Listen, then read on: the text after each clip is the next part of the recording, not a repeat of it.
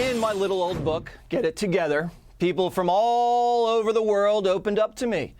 They shared their life stories, their deepest secrets. But just because we finished the book doesn't mean the Get It Together series is over. Today, we're talking to a comedian. Before he was a comedian, he was a drug trafficker. Before he was a drug trafficker, he was just a college kid. Johnny Mitchell has been to Colombia, he's been to prison, and now he's been to prime time.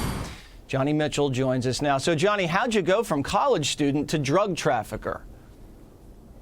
Yeah, well, naturally, right? That's the progression of any American college kid. That was just the market. That's who's buying up drugs, generally, young people. It's people on college campuses. So, you know, it was just one of those things. Every kid back in the 90s and 2000s sold weed. So I was no different. And I got into it at the University of Oregon, and I got good at it, and I just kept it going. And, you know, by 2008, 2009, I had shipped, I don't know, thousands of pounds through the U.S. mail all over the United States. So, you know, it was quite an experience. What was that like when you first started getting involved in the Sinaloa cartel? Well, the first time I ever met these guys, I was massively hungover. I was like taking keg stands the night before. And then my buddy, he reminds me, he's like, dude, you might want to take it easy. We got to go meet Mexican drug traffickers tomorrow. And so I'm like, okay, yeah. So we drive like 10 hours down I-5 from Eugene to this tiny little town in Northern California. And we went to some little dumpy motel room.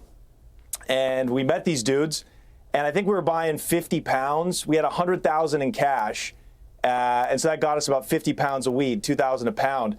And I remember as they were counting the money and like getting to know us, I kept having to go to the bathroom to throw up. So I was like, dude, these guys probably think I'm wearing a wire. I'm adjusting it. So that went down, and your parents had no idea you were doing this?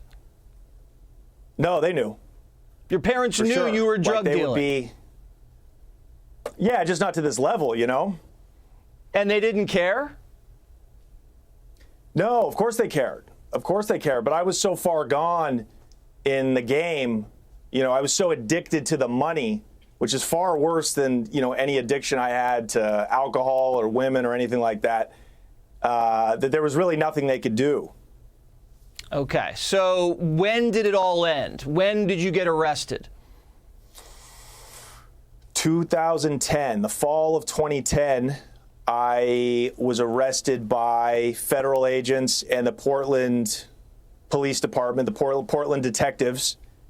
And you believe this experience in prison, drug trafficking, yakking with the Sinaloa cartel, you believe this kind of gave you the comedy chops to be successful? Well, when I was in prison, I actually started doing stand-up comedy. They would have these talent show nights in the cafeteria at the facility, at the institution I was at, the Oregon State Penitentiary. And if you put together enough good behavior, good time, once a month you could go down and sign up to perform your talent. So it was like open mic night. And so I would get up there and I would try to make people laugh. And I started just roasting people, and I would just make fun of everybody. And it was brutal. Like today I would be canceled for this. Like from the outside looking in, it was probably hate speech, but I was killing Jesse. And so I got the bug. I got the bug, because in there, if you're trying to perform a talent, it's kill or get killed. Mm-hmm. So that gave me like the first like kernel of an idea. I'm like, okay, maybe there's something more to this, you know? And I was like, I'm going to go to Hollywood. That's what I'm going to do. I'm going to be a screenwriter and an actor and whatever, you know, other kind of delusions I had. But my cellmate would come down and he would see me doing these talent shows and just killing. And he was doing life. He was never getting out. He was a shot caller for the Hells Angels prison gang. And he goes, you should think about doing this comedy thing. And from then on, my mind was made up. Great advice. And I got out, and then great advice from the Hells Angels. You've gotten it together. Mitchell, Yeah. any advice for Finally. people that still haven't really gotten it together? Yeah, you have time. You have time to get it together as long as you don't ruin your life irreparably. So you can't do drugs anymore. Fentanyl has ruined it. It's ruined cocaine fun. I'm sorry. That's just the way it is. You can't do drugs anymore. You can't do life in prison. You can't end up dead. But short of that, short of disaster, mistakes are okay. They're necessary. We're glad you got it together. Listen to the Thank you, Jesse. words from the wise. There's still time. Appreciate it, buddy. All right, man. Take care. Take care.